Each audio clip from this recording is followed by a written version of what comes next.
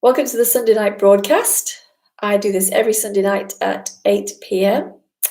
If you'd like to join the live broadcast where you can interact with us, please click the link below. And also, if you become a patron, you get access to all the back videos over the year. And also, you'll also get access to an event I will be holding after February. I don't quite know how I'm going to do that, but I'll be doing something.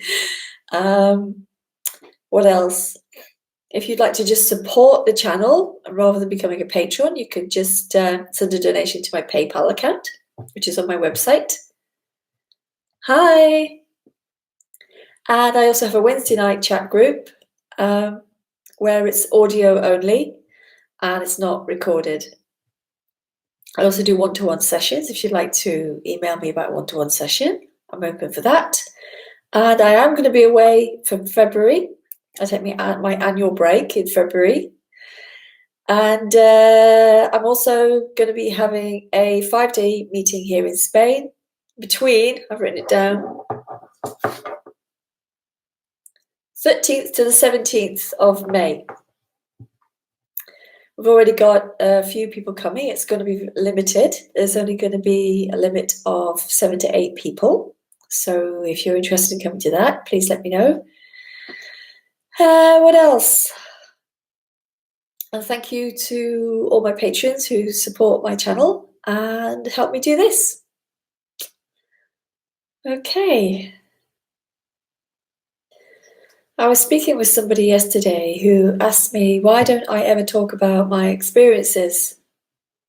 It's an interesting question. It's a question that people seem to ask quite a bit. And the reason for that is that any experience that I have is literally limited to me. And you see, the experiences that I have are not it.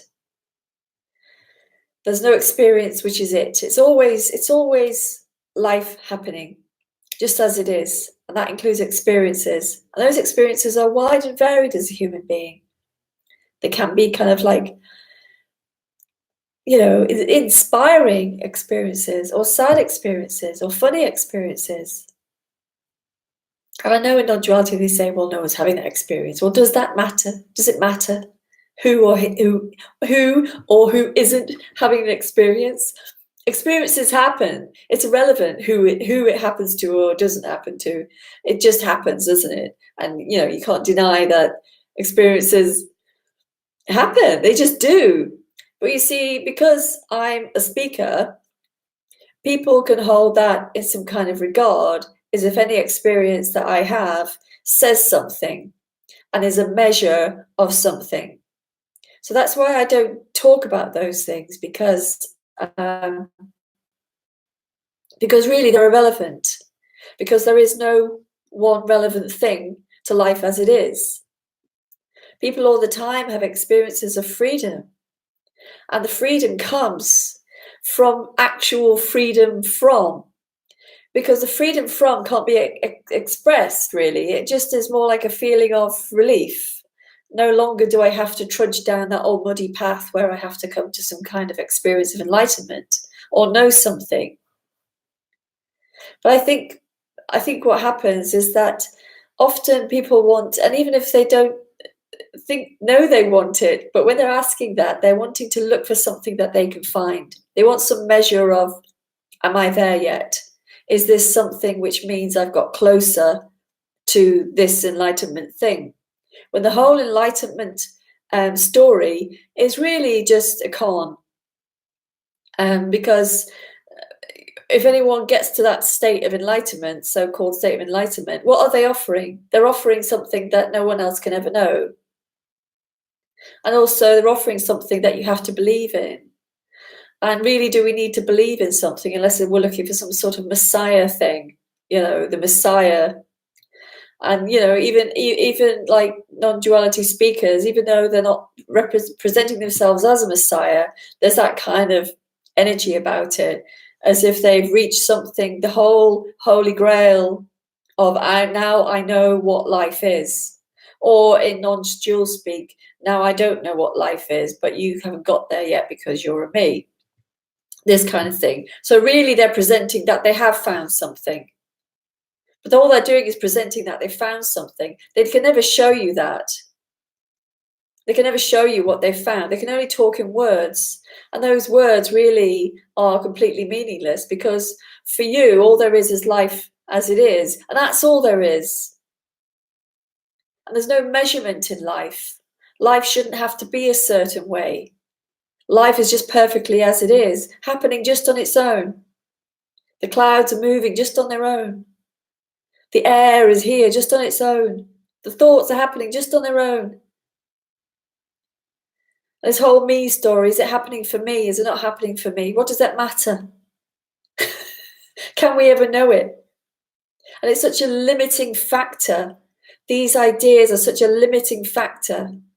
And it kind of, it actually, what it does is actually contracts the feeling of freedom.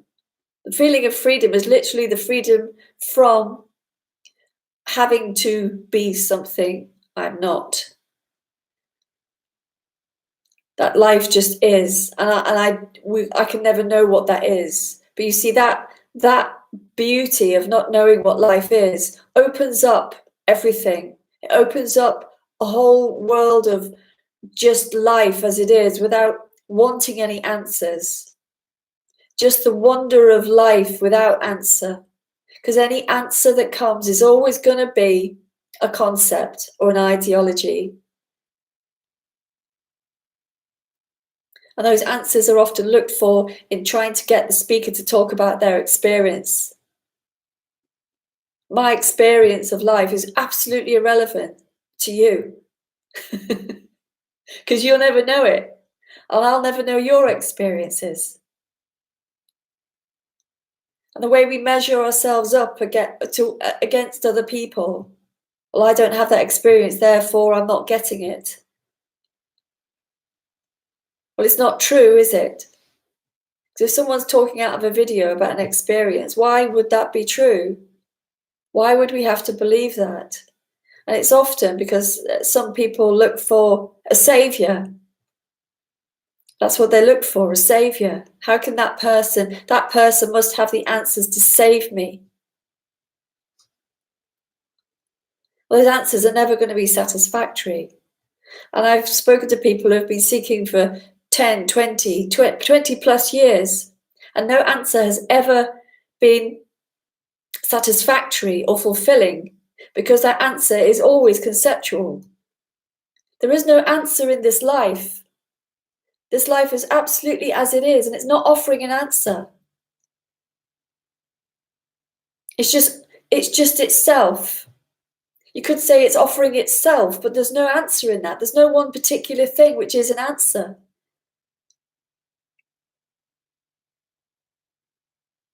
An answer is always a judgment. And the judgment is I haven't got it, or there's something wrong with me, and I'm not there yet. I'm comparing myself to the answer. And that's not freedom. That's imprisonment. I'm imprisoned in looking for an answer that's been presented to me. It's the opposite of freedom.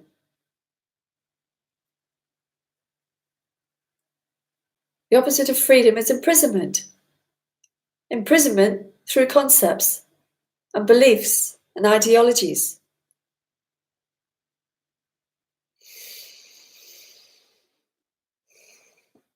And I think that's often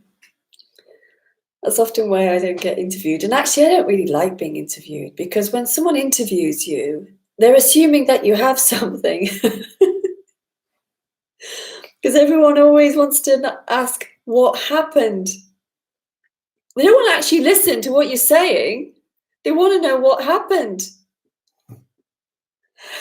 It's like, why do you want to know that?